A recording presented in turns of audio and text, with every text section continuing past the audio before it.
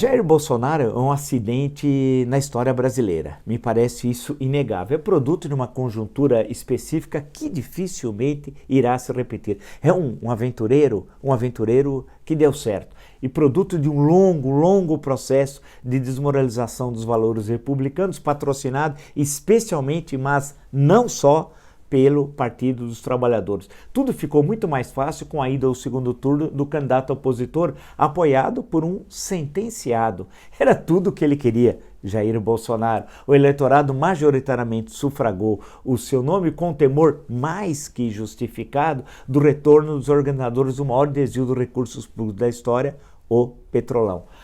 Foi a eleição do medo. O país desconhecia as suas ideias, as ideias de Jair Bolsonaro. Ele somente participou de um debate televisivo e foi, como vocês se recordam muito mal, aquele debate que ele tinha uma colinha até na mão. Os eleitores votaram nele sem conhecer o seu programa, que, a bem da verdade, o então seu candidato sequer apresentou.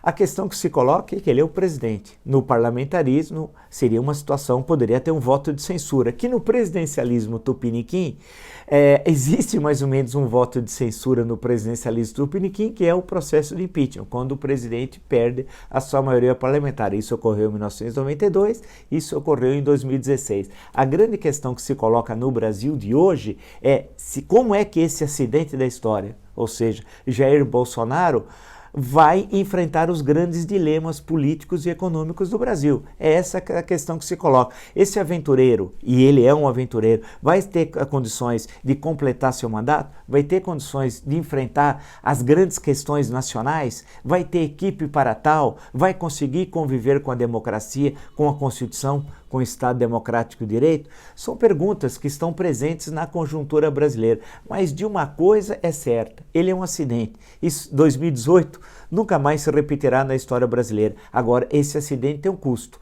Mas é necessário nós entendermos por que chegamos àquela conjuntura de 2018, tendo de um lado o Bolsonaro e do outro lado um candidato apoiado por um sentenciado por corrupção e lavagem de dinheiro. Por que o país chegou nessa dicotomia, nessa relação binária extremamente negativa para a política brasileira? Por que não se foram construídas outras alternativas? E agora, o que nós vamos fazer com o aventureiro na presidência?